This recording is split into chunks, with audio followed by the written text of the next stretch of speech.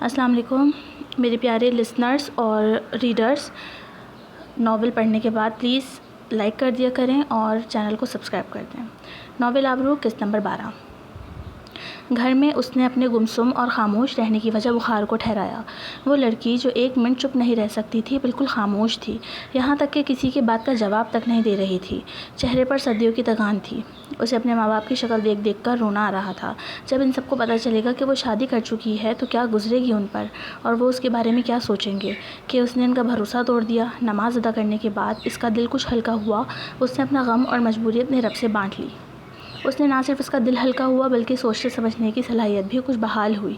میں بہت جلد طلاق لے کر اس کاغذی رشتے اور دشمنی کی آگ سے آزاد ہو جاؤں گی انشاءاللہ. کسی کو پتہ بھی نہیں چلے گا. سب ٹھیک ہو جائے گا. اس نے خود کو بھرپور تسلی دی. اسے لگ رہا تھا سب آسانی سے ٹھیک ہو جائے گا، جو اس کی غلط فہمی تھی. وقار صاحب تو مرے نہیں کیونکہ انہیں گیسٹرک اسٹروک ہوا تھا، ہارٹ اٹیک نہیں.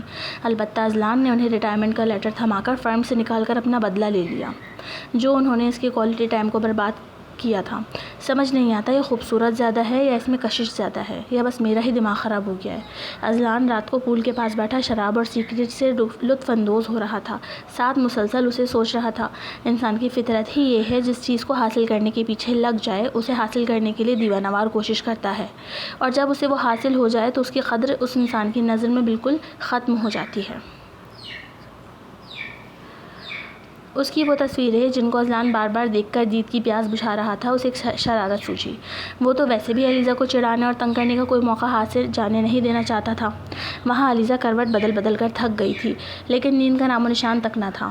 اس کے ذہن میں سوچوں کا ایک انبار تھا. ان سوچوں کا تسلسل ٹوٹا جب اس کے موبائل میں بیپ کی آواز آئی، اور 3-4 بار آئی، جیسے کوئی دھڑا دھڑ میسیجز کر رہا ہو. اس نے فوراً ہی موبائل اٹھایا، لیکن وہ پیغام دیکھ کر اس کے چہرے کا رنگ پھک پڑ گیا. جیسے جیسے دیکھتی جا رہی تھی غم اور غصے کی شدید لہر سے اس کا دماغ بھنا رہا تھا. وہ تصویریں تھیں جو اس کے نئے نویلے میاں نے اسے بھیجی تھیں. پہلی تصویر تو وہی تھی جو اس دن نمبر ایکسچینج کرتے ہوئے اذلان نے اس کے فون وال پیپر سے چرائی تھی اور نیچے کمنٹ لکھا تھا، لکنگ ہاٹ. دوسری تصویر اس کی اور اذلان کی تھی. وہ بڑے مزے سے اس کی گود میں بے ہوش پڑی تھی. یہ سیلفی لفٹ والے حادثے کے دن اذلان نے اس کی بے ہوشی میں لی تھی. اس کے نیچے کمنٹ لکھا تھا، wanna do it again. Alizeh نے کوئی جواب نہیں دیا، بس روتی جلتی اپنا موبائل آف کر کے رکھ دیا. اسے خود پر بہت غصہ تھا کہ کتنی بے خبر تھی وہ. اذلان نے کیا سے کیا کر لیا اور وہ اسے اچھا ہی سمجھتی رہی. اگلی صبح وہ وقت پر آفس پہنچی اور اپنے روز مرہ کے کام انجام دینے لگی. اذلان بھی اپنے ٹائم پر آفس آیا، ویسا ہی حشاش بشاش اور ہینڈسم. آفس میں داخل ہو کر جب پہلی نظر اپنی نئی نویلی منقوہہ پر پڑی تو لبوں کو بے ساختہ ایک دلکش سی مسکراہٹ نے چھوا. وہ ایک فائل پر جھکی بڑی مصروف لگ رہی تھی. وہ چلتا اپنی ٹیبل پر آ کر بیٹھ گیا. اسے علیزہ کا انتظار تھا کہ اب وہ سلام کرتی ہوئی آئے گی اور شیڈیول بھی بتائے گی روز کی طرح، لیکن وہ بھول گیا تھا کہ پہلے جیسا اب کچھ نہیں. 2-3 منٹ بعد بھی جب وہ نہیں آئی تو خود اٹھ کر اس کی ٹیبل تک گیا اور دونوں ہاتھ ٹیبل پر فاصلے سے رکھ کر جھکا. علیزہ نے سر اٹھا کر دیکھا اور جھٹکے سے کھڑی ہو گئی. چچی کیا ہوا؟ زیادہ ہی مصروف ہو؟ کافی لاؤ فوراً اور شیڈیول ریکال کرو، کرخت سے لہجے میں کہتا ہوا وہ چلا گیا. علیزہ تو بس اس کی شکل دیکھ کر رہ گئی اور فوراً ہی اس کے حکم کی تعمیل میں لگ گئی. دوپہر تک اپنے سارے کام بالکل ہمیشہ کی طرح نارمل سے انداز میں انجام دیتے رہے دونوں. علیزہ کو تو بہت حیرانی ہو رہی تھی، کتنا بڑا ایکٹر ہے یہ آدمی. کل کیا کیا کانڈ کرے ہیں اس نے، لیکن آج تو دیکھ کر لگ ہی نہیں رہا کہ کتنا بڑا جانور ہے. چھوڑو یہ سب اور چلو میرے ساتھ. علیزہ فائلز کے شیلف کی سیٹنگ کر رہی تھی تو اذلان نے آ کر اس کے ہاتھ سے سب لے کر واپس رکھ دیا. وہ جان بوجھ کر ہی الٹی سیدھے کاموں میں لگی تھی تاکہ اذلان سے سامنا نہ ہو. علیزہ کا دل اچھل کر حلق میں آ گیا کہ یہ کہاں جانے کی بات کر رہا ہے. اذلان سے تو اسے بہت خوف آنے لگا تھا. اس سے کسی بھی چیز کی امید کی جا سکتی تھی. شاید اب وہ اس سے اپنا بدلہ لے گا. علیزہ کی ہتھیلیاں پسینے میں بھیگ گئیں، ماتھے پر بھی خوف سے پسینہ چمک رہا تھا اور چہرہ زرد پڑ گیا تھا. خیر وہ خاموشی سے اس کے ساتھ روانہ ہوئی. وہ کسی نئے راستے پر تھے. سوچ کر اس کی جان لبوں پر آ رہی تھی کہ اب اس کے ساتھ کیا ہونے والا ہے. اس کے ہاتھوں کی کپکپاہٹ اور نروسنس اذلان سے بھی پوشیدہ نہیں تھی، لیکن وہ اسے خوفزدہ ہوتا دیکھ انجوائے کر رہا تھا. اتنے میں گاڑی ایک بہت مشہور 7 اسٹار ہوٹل کے سامنے آ رکی. دونوں اندر داخل ہوئے. ہوٹل کے مینیجر نے اذلان کی ریزرو کی ہوئی ٹیبل تک ان کی رہنمائی کی. اب وہ اس ہوٹل کی موسٹ ڈیمانڈنگ سائٹ پر موجود ایک ٹیبل پر بیٹھے تھے. ہاں، اذلان اسے لنچ کے لیے لایا تھا، وہ بھی 7 اسٹار ہوٹل میں۔ ویٹر نے لا کر کھانا سرو کیا۔ کھانا شروع کرو، اس نے خود کھاتے ہوئے علیزہ کو حکم دیا۔ کھانے کے بعد اذلان نے نیپکن سے ہاتھ صاف کرتے ہوئے کہا، ہاتھ آگے کرو۔ اس نے ناسمجھی سے دونوں ہاتھ اس کے آگے پھیلا دیے، جیسے بھیک مانگنے کے لیے پھیلاتے ہیں۔ اذلان نے اس کی شکل دیکھی اور جھٹکے سے اس کا الٹا ہاتھ اپنے ہاتھ میں لے لیا۔ بے وقوف عورت! یہ لفظ کہتے ہوئے اس نے علیزہ کی رنگ فنگر میں ایک قیمتی ہیرے کی انگوٹھی پہنائی۔ علیزہ خاموشی سے یہ کارروائی ہوتے دیکھ رہی تھی۔ انگوٹھی پہنانے کے بعد وہ اس کے ہاتھ کو پکڑ کر ستائشی نگاہوں سے دیکھ رہا تھا۔ اس کی لمبی لمبی مخروطی انگلیوں میں ہیرے کی وہ انگوٹھی بہت جچ رہی تھی۔ علیزہ کے سر پر تو حیرانی کے پہاڑ ٹوٹ گئے تھے کہ کیا یہ شخص اس کا دشمن ہی ہے جو اسے اتنے بڑے ہوٹل میں لنچ کروا رہا ہے اور ہیرے کی انگوٹھی گفٹ کر رہا ہے؟ تو اب میری بات کان کھول کر سن لو مسز علیزہ اذلان، وہ ہنوز اس کا ہاتھ پکڑے بول رہا تھا، تم یہ انگوٹھی کسی بھی قیمت پر اپنی انگلی سے نہیں اتار سکتی۔ یہ ہر وقت اسی طرح تمہاری انگلی میں موجود رہنی چاہیے۔ اگر کسی بھی وجہ سے اتارنے کی کوشش کی تو تمہیں اس کی سخت سزا ملے گی جو شاید تم سہ نہ سکو۔ Got it? اس نے تیزی سے اس بات میں سر ہلایا۔ Good girl.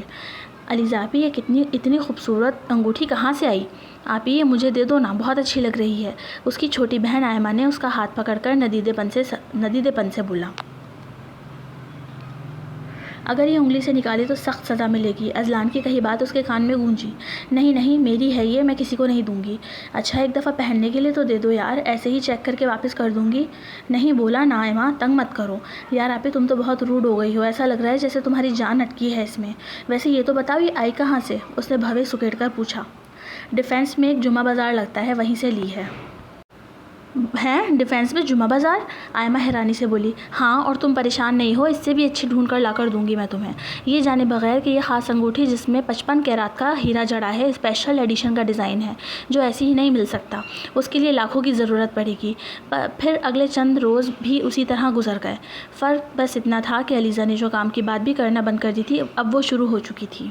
اس کی وجہ یہ تھی کہ اذلان جو اس دن تو اپنا بدلہ لینے کے لیے تڑپ رہا تھا، اتنے دن سے اس نے بالکل کوئی بدتمیزی یا کوئی حرکت نہیں کی تھی۔ وہ دونوں نکاح جیسے بندھن میں بندھے ہونے کے باوجود بھی باس اور امپلائیز کی طرح رہ رہے تھے۔ آج ان کے نکاح کو 1 ہفتہ گزر چکا تھا اور وہ ایک آؤٹ ڈور میٹنگ کے لیے جا رہے تھے۔ سارے ضروری ڈاکومنٹس اور لیپ ٹاپ اٹھائے علیزہ اذلان کے ساتھ لفٹ میں سوار ہوئی۔ اس کے اسکارف کی پن اچانک ہی نکل گئی اور اسکارف کھل گیا۔ اس نے جھنجھلاتے ہوئے لفٹ کی دیوار کی طرف رخ کیا جس میں آئینے کی طرح اسے اپنا عکس نظر آ رہا تھا، اور اسکارف سیٹ کرنے لگ گئی۔ وہ بغل میں فائلز دبائے مگن سے انداز میں اپنے کام میں لگی تھی۔ اذلان نے اچانک ہی ہاتھ پکڑ کے اس کا رخ اپنی جانب کیا اور ایک ہاتھ اس کے سر پر رکھ کر اس کے لبوں پر ایک جان لیوا جسارت کی۔ علیزہ کے ہاتھ سے فائل، پن، اسکارف سب زمین بوس ہو گئے۔ چند لمحوں بعد جب اذلان نے اسے رہائی دی تو دونوں کی سانسیں ابتر تھیں۔ علیزہ تو پھٹی آنکھوں کے ساتھ دونوں ہاتھ پھیلائے پیٹھ کے بل لفٹ کی دیوار سے جا لگی، اور اذلان نے اپنے اندر اٹھتے منہ توڑ جذباتوں کو قابو کرنے کے لیے ٹائی کی نوٹ ڈھیلی کی اور 2-3 گہری سانسیں بھری۔ اپنی بے خودی پر اسے خود یقین نہیں آ رہا تھا کہ وہ کیسے بے اختیار ہو کر یہ حرکت کر بیٹھا، کیونکہ وہ ایک پروفیشنلسٹ تھا جو کام کی جگہ اور کام کے درمیان میں ایسی کوئی چیز پسند نہیں کرتا تھا۔ لیکن شاید یہ نکاح اور اس کے ساتھ اپنے حلال رشتے کی کشش تھی۔ اس نے فوراً لفٹ کے 2-4 بٹن اکٹھا پریس کیے، کیونکہ لفٹ گراؤنڈ فلور پر بس رکنے ہی والی تھی اور علیزہ کو سنبھلنے کے لیے ابھی وقت درکار تھا۔ اس نے خود جھک کر اسکارف اٹھایا اور علیزہ کے ہاتھ میں دیا، جو اس نے نظریں چراتے ہوئے اس کے ہاتھ سے لیا اور جلدی جلدی لپیٹ لیا۔ باقی کا سامان اور فائلز بھی دونوں نے مل کر اٹھائی۔ لفٹ کے رکتے ہی تیزی سے دونوں باہر نکلے اور گاڑی میں بیٹھ گئے۔ علیزہ تو نروسنس کی وجہ سے اپنے ناخن دانتوں میں چبانے لگی۔ گھر چلو، اذلان نے ڈرائیور سے کہا۔ مطلب اب وہ میٹنگ میں نہیں جا رہے تھے۔ دونوں کی یہ حالت ایسی نہیں تھی کہ کوئی میٹنگ اٹینڈ کرتے۔ گھر پہنچ کر اذلان سیدھا اپنے روم میں گیا اور بات لینے کی غرض سے باتھ روم میں گھس گیا۔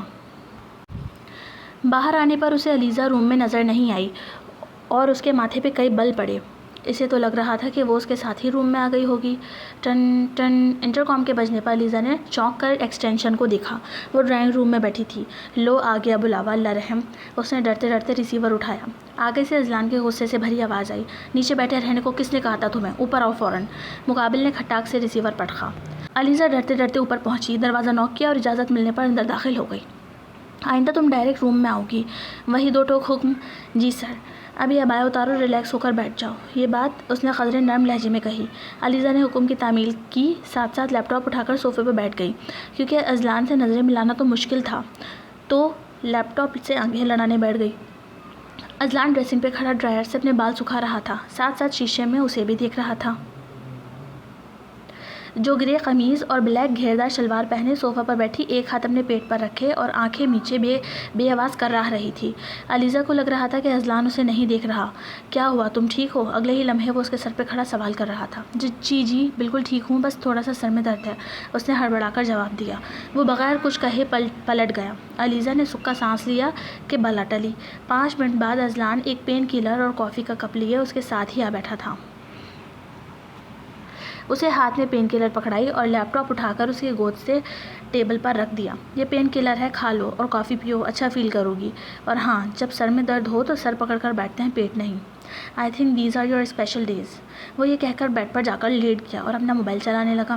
علیزہ شرم میں ہی غرق ہوئے جا رہی تھی۔ بے غیرت آدمی، دل میں کہا۔ خیر، بیزاری سے پین کلر لی اور گھونٹ گھونٹ کافی پینے لگی، جس سے اسے واقعی بہت سکون ملا۔ تھوڑا طبیعت میں سدھار آیا تو پھر لیپ ٹاپ اٹھانے لگی۔ اس کا ارادہ تھا کہ 4 بجے تک بس کسی طرح وقت نکال لے گی، چاہے گیم کھیل کر ہی صحیح۔ ادھر آؤ۔ اذلان کے بلانے پر اس نے پریشانی سے اس کی طرف دیکھا، لیکن اس کے دوبارہ پکارنے سے پہلے ہی اس کے پاس پہنچی۔ بہت دھیمے سے اس نے بولا۔ لیٹ جاؤ یہاں۔ اذلان تھوڑا سا سائڈ ہوا اور علیزہ کے لیے جگہ بنائی۔ مرے کیا نہ کرے، وہ بیڈ پر اس کے ساتھ ہی لیٹ گئی۔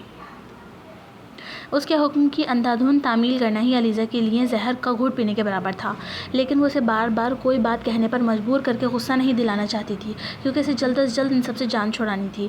یہ عورت کی فطرت ہے، جب وہ کسی مرد کو دل سے قبول کر لیتی ہے تو اسے اپنا ہر اختیار دل و جان سے سونپ دیتی ہے، اس کی رضا کے لیے خود کو فنا بھی کر سکتی ہے۔ لیکن اگر کسی عورت کو کوئی مرد زبردستی اپنا تابع کرنے کی کوشش کرے، جس پر وہ دل سے راضی نہ ہو، اسے مجبوراً سب کرنا پڑ رہا ہو، تو اس مرد کا پھولوں کی چھڑی سے چھونا بھی اس عورت کو تلوار کے زخم جیسا لگتا ہے۔ Alexa, turn the lights and curtains off. Azlan کا پورا گھر وائس کنٹرول سسٹم سے جڑا ہوا تھا۔ اس کے منہ سے کہہ دینے پر ہی لائٹ اور پردے لمحے میں بند ہو گئے۔ لمحے میں کمرے میں ٹھنڈک، خوشبو، خاموشی اور اندھیرا ہو گیا۔ اذلان نے کمفرٹر کھینچ کر علیزہ کو اڑا دیا، جو آنکھیں بند کیے اور سانسیں روکے پڑی تھی کہ نہ جانے اب کیا ہوگا۔ اذلان نے اس کا سر اٹھا کر اپنے ہاتھ پر رکھ لیا اور دوسرا ہاتھ کمفرٹر کے اندر سے ہی ڈال کر اس کی کمر پر نرمی سے پھیرنے لگا۔ کپ کپاؤ مت اور سو جاؤ، اذلان نے کہا۔ وہ کبھی اس کی کمر سے ہلاتا تو کبھی بالوں میں نرمی سے انگلیاں چلاتا۔ وہ اپنے محرم کی باہوں میں تھی، سکون تو ملنا ہی تھا اسے۔ بس کچھ ہی دیر میں اس کی سانسیں بھاری ہونے لگیں اور وہ نیند کی وادیوں میں اتر گئی۔